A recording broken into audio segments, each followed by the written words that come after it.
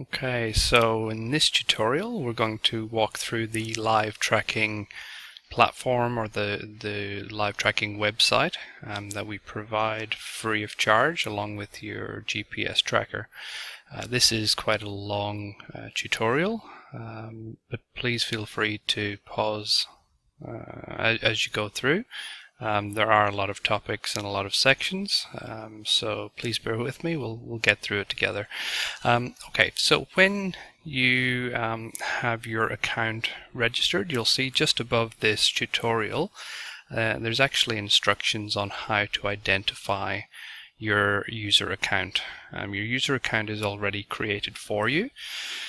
The user account is essentially the letters GPS and the last 5 digits of your IMEI number.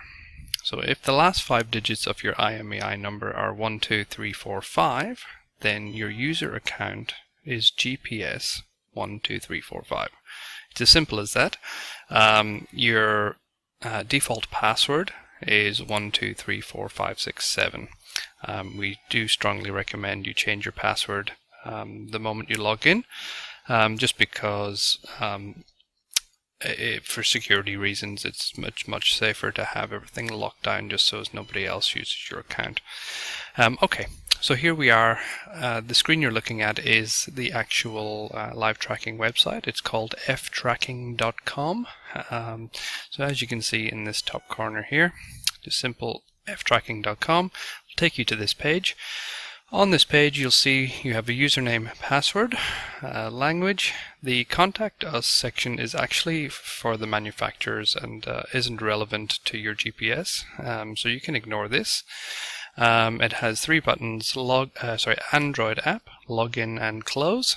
The Android app, if you click on this, what it'll actually do, you'll see it actually downloads the app here. So you can download it on your desktop, laptop, transfer it to your Android phone, or you can open ftracking.com on your smartphone and download this directly to your smartphone.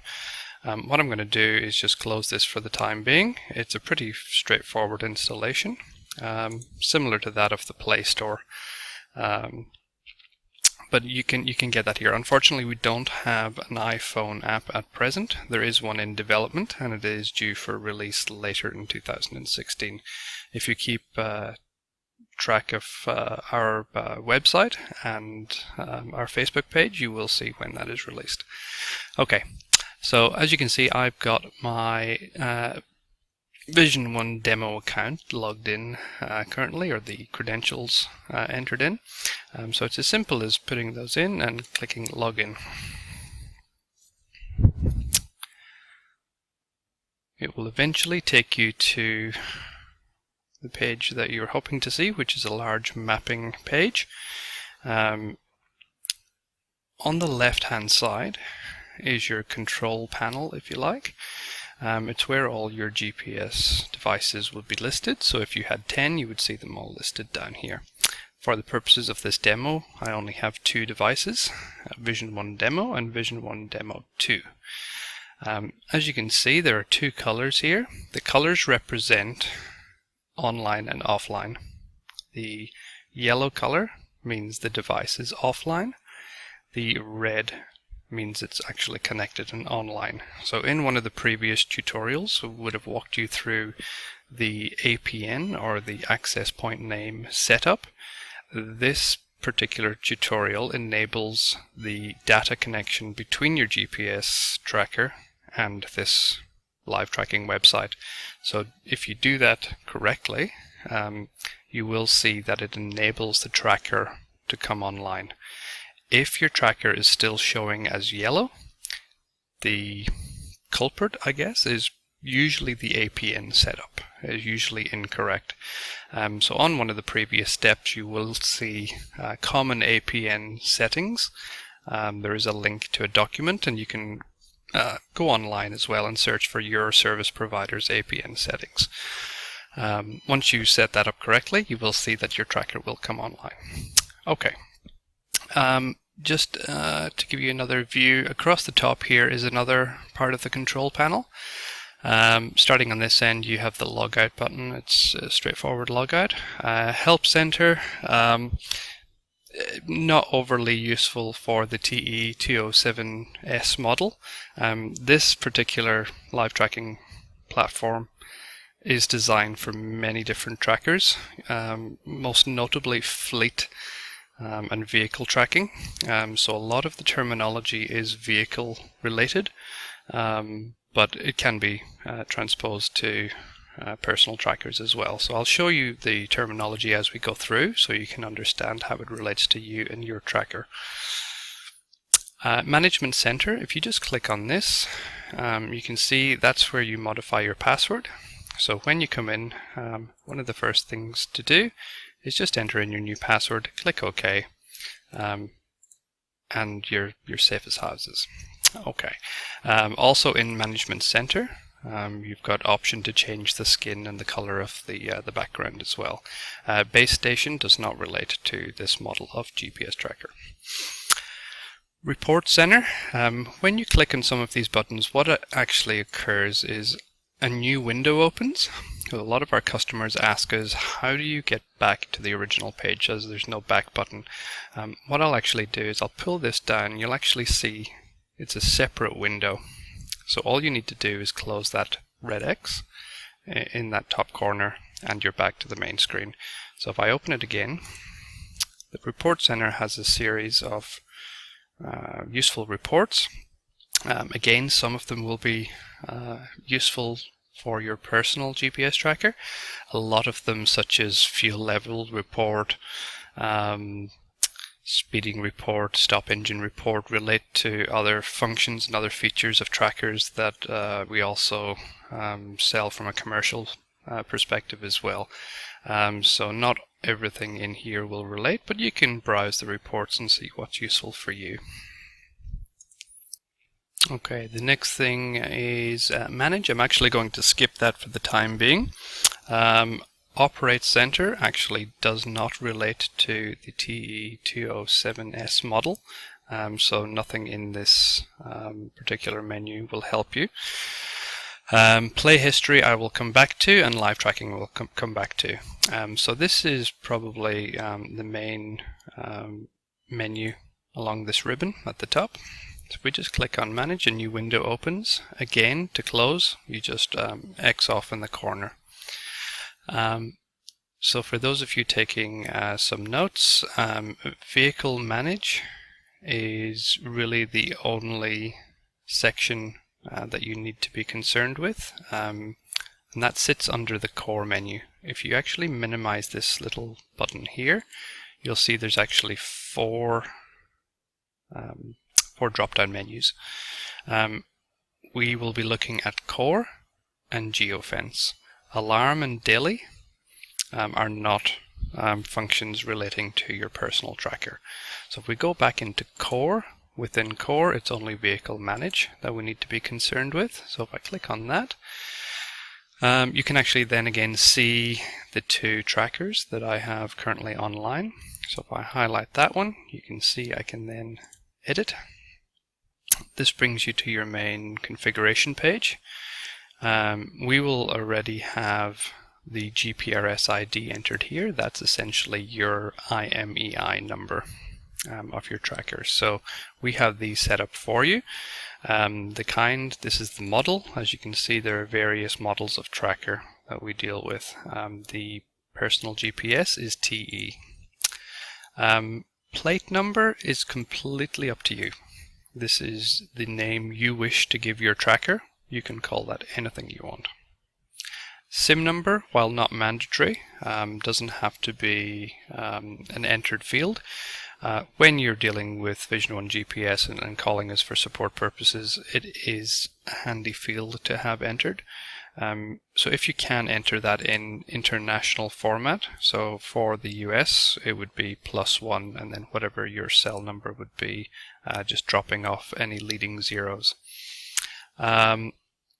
Again, you don't have to provide that if you don't wish to. However, if we are trying to troubleshoot some issues with your tracker, we may have to ask you for your SIM number.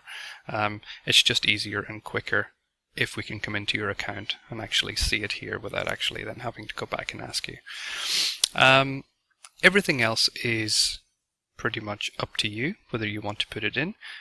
So for example, the tracker that I use, I actually do use it for a vehicle. I put base mileage, the brand of the car, the type, the color. You can put all this information in, and on the right hand side here you can choose the icon that best suits you. Once you have all that information in, just click on save. And again, you can do that for all the different devices that you have if you've got more than one. Just X off in the corner and that will take you back to the main screen. Oh, my apologies, sorry, I did skip one. Let me go back into Manage again. And if I minimize core, I'll now take you in through the geofence routing options. Okay, if we expand this, within this menu, you can define a fence. You can define a routine. What that is essentially is, to give you an example, if your kid takes a specific road to school, you can define the set of roads or series of roads that your child takes, and if they deviate from that specific routine or route, you can set up an alarm to have the tracker text you and send text alerts. Set area speed is simply a geofence boundary that if the tracker is within that boundary, you can set a specific speed. So if you've just bought your teenager their first car, you can actually monitor their speed in certain areas. We have a lot of customers that use this function for that particular reason, and they also have a tracker in the vehicle as well, monitoring their speed, because it does have a velocity tracker as part of the GPS as well, so you can actually monitor the speed thresholds with the tracker itself. Set road speed unfortunately isn't a function for this particular model, so it's just these top three. So what I'm going to do is I'm just going to go into define fence for the time being, and let that load. So what you'll see is it actually hones in on Sydney, Australia. We've just had that set as our main headquarters, but we're actually based in Brisbane, which is north of Sydney. So if I click on school fence, you'll see that it actually jumps up to Brisbane.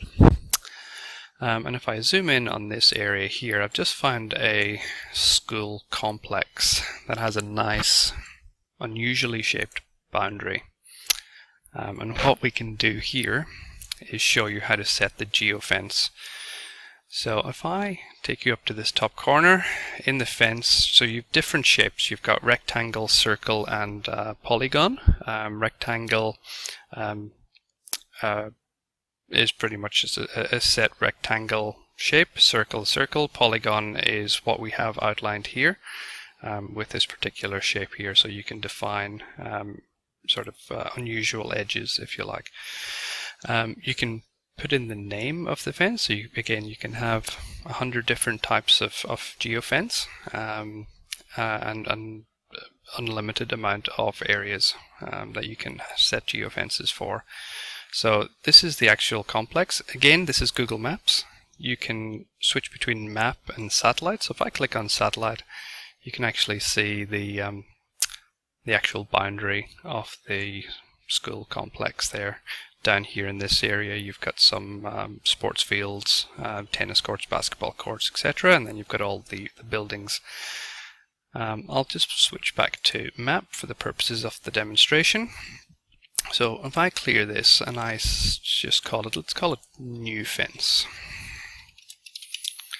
And if I use rectangle and click new, you'll see that disappears. I can just click and create a rectangle.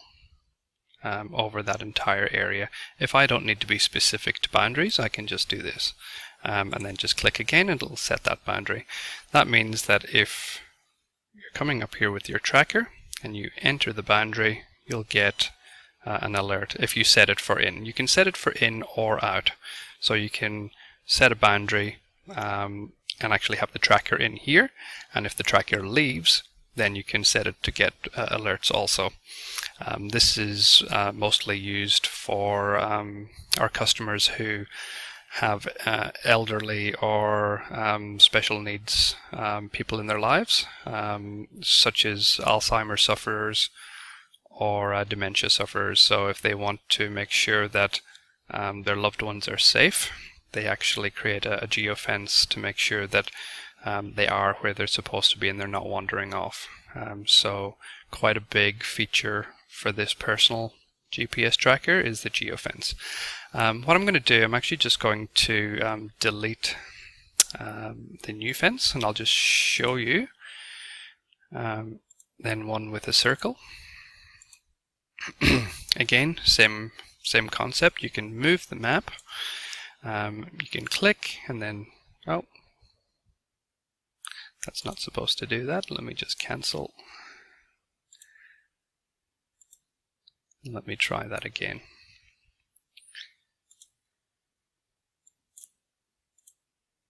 There we go. So you can actually then draw the circle. Again, it's personal preference as to whether you think the circle is appropriate, the rectangle. My favorite is obviously the polygon, because you can set the exact boundary and make sure that they're not entering into neighboring properties, etc. So let me again just click on new fence and delete, and let's change it to poly and new. Now, with every single GPS tracker on the market, there is obviously a degree of error. We have moving satellites around the Earth trying to pinpoint a fixed location on the ground. It does have a degree of error. Now, obviously, the more you spend, the more accurate that technology can be, but it's not a precise technology by any stretch of the imagination. So please leave some wiggle room when it comes to the geofence. So, for example, if I were to just slightly zoom in there, we have the appropriately named school road. So if I was to say that there's a fence, like a physical fence around this boundary, I would like to give at least 5 to 10 meters either side, approximately 10 to 20 yards, maybe even 30 yards extra, just to allow for the GPS tracker to jump around a little bit as the satellites pass overhead. So what I can do there is just click, then go to, so this is a straight road, so we can click there.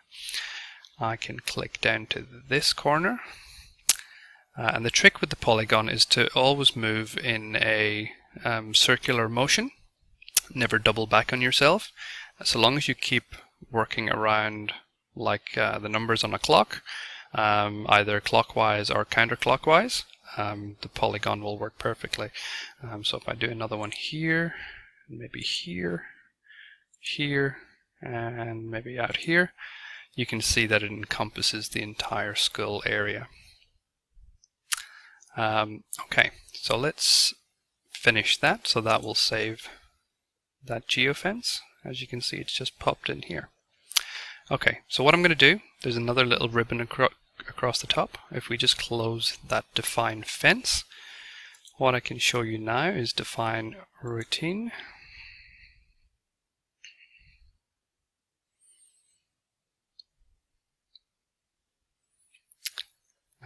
I've prepared one already on the same area, so if I click on school, it'll jump back to the same area. So, as an example, this click routine shows, for argument's sake, let's say this house here is where you live. This is the same school precinct area, and let's say it's a direct route right straight up to the school and in the front gate. So you have already a fence around the school. So this is now protecting your child, even your pet. Some people put these on their pets. In some areas of the world, their pets go to school with them and walk back and forward as well with parents. So they want to make sure that the animals are safe too. So again, it's the same concept. You can put a title, you can click new, and then you can actually just draw the points along the road leading up to the school.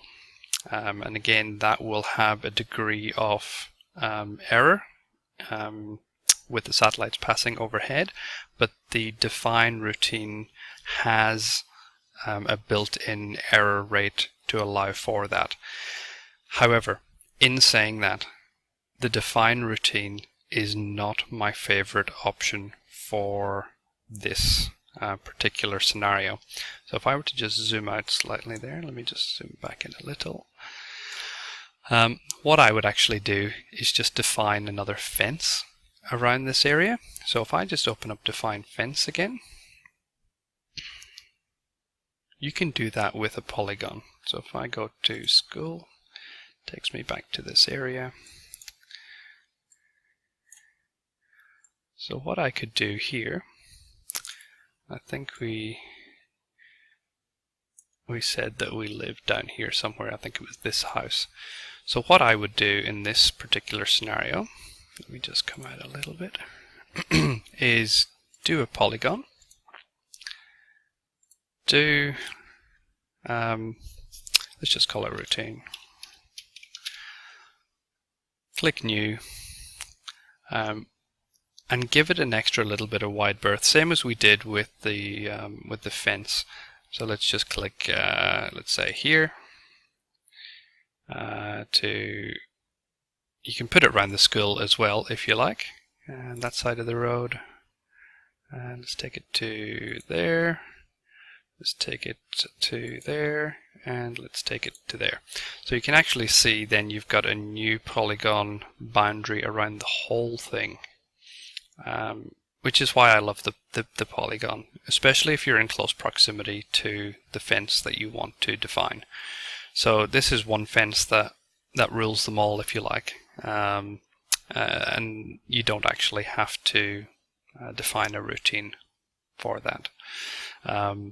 It gives a little bit more bandwidth for error, but again, if you want to be more precise and more with more precision, you can do the define routine. It's completely a personal preference, and I'll leave that up to you. Okay, moving on to set area speed. I'll just quickly show you this. So with set area speed, let's do school fence again. You can actually, let's see, take it back to the same area.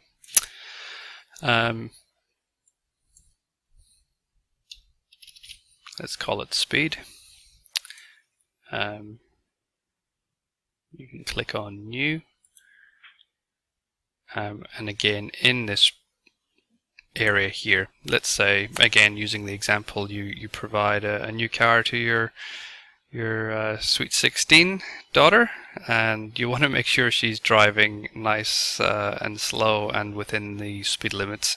You can then set an area speed boundary as well. So if the tracker is detected moving faster than the speed you've allocated for this particular road, for example, then you get a text alert to your phone, and you can ground them the minute they get home, or whatever it is you choose as your personal brand of teenage punishment. Anyway, okay, that's everything for this section. I'm just going to close the entire screen down. What I want to show you now is the play history.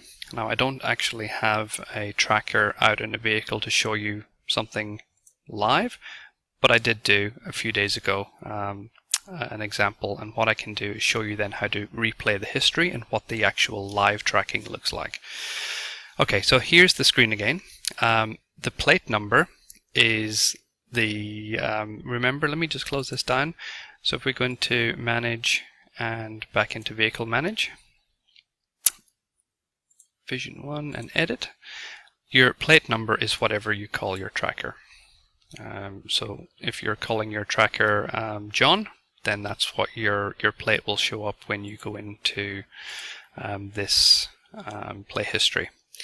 So for the purposes of the demo, you can enter the plate number there, or you can click on this button and it will bring up a list of your trackers. Just double click on whichever one you want. The start date, so I did this a couple of days ago. I know the time, it was quite early. I think it was about 7:20. And the end time, you can just make that, let's just say it was 8 o'clock. And over here is the play history button. You don't need to worry about the exclude parking. Again, that's a feature for another type of tracker. So if you click on play history, what you'll see is the trace information is loading here at the bottom, and you'll see that something has come up on the screen. So I can just zoom in here. Go one more in. So if I go to number 1, click on number 1, and up here is the play button. This is what I actually recorded with the tracker the other night. So as you can see, it tracks reasonably accurately along the major roads. The update is every 30 seconds. That is the minimum you can go with this tracker. So we're coming up to a series of houses and canals, and I just took a drive down one of them to show you that it does quite accurately track along every single one. So the 30-second interval, which is why it's deviating from the road in some places, because it just draws a straight line through every interval. And it's just coming back to where I started the actual drive, and it stops there. So the nifty thing about this is with every interval location that it does provide, over here you'll see it has address. Double click to get Google address. What this does is it actually takes the nearest address to where the tracker was at that particular time. It also gives the speed that the tracker was doing when the location was taken. So as you can see, when I turned on the tracker, I was in a stationary vehicle, so the speed was nothing. And as I took off, you can see the speed getting up. I think here was a set of traffic lights, so I actually stopped again. So you can actually see the times if your tracker spent any large amount of times at any one location, and then you can go over here to see what that address was.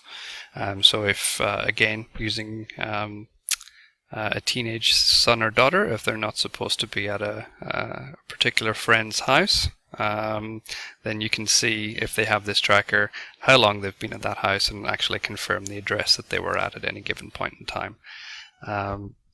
So it's a nifty little, so let's look at number 6. Let's look at that one. I'll just double click on that, and it gives the actual physical address you can see there. And what we'll do, if we just zoom into number 6, as you can see, this is the nearest closest physical address to where the tracker was, even though it was out on the road. This is the nearest Google address, so that's why it lodges that particular address.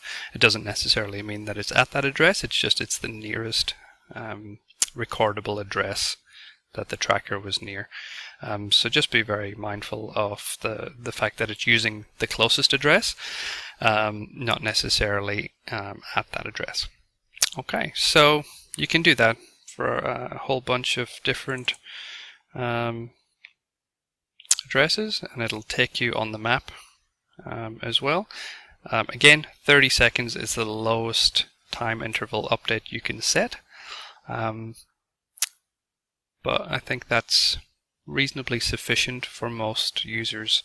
It sends too much data otherwise, and you just get too many points jumping around the screen. Every 30 seconds is sufficient, especially if you're live tracking.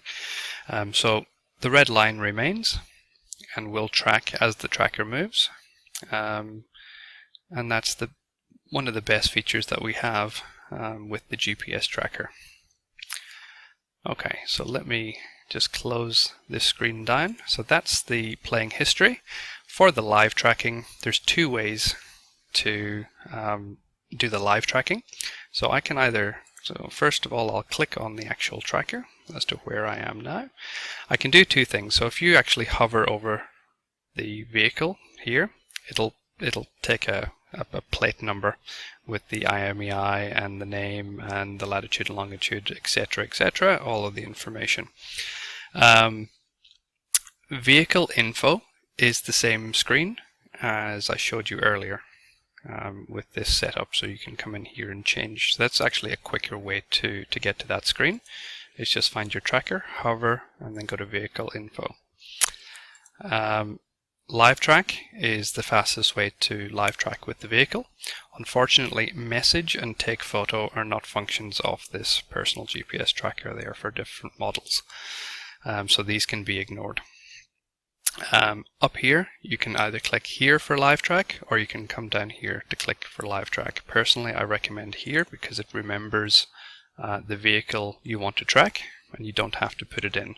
You can see it's already entered here, whereas if I used the other live track option, it would be blank and I would have to then go and insert it. Again, all you need to do then is to click on live track, and it will actually live track for you if the tracker is moving. So in this instance, I'm not going anywhere, so it's not actually going to move and show the red line. But all you would see is what I showed you in the demonstration before with the playback. And I think that's pretty much about it. So if I close that down, that is absolutely everything. You can actually come here and see the current location of your tracker live tracking as well. So if I were to double click on that, you would actually see my physical address as it is now. But I think we've covered absolutely everything you need to cover. Just be mindful again, yellow means your tracker is offline, which means that there is an issue with your APN, or it could be as simple as the tracker is turned off. Red means it's online and it's working, so the live tracking option is definitely there for you. Any issues with being able to connect your APN to the live tracking website, please contact us at support@VisionOneGPS.com, and we'll gladly help you work out your APN issues.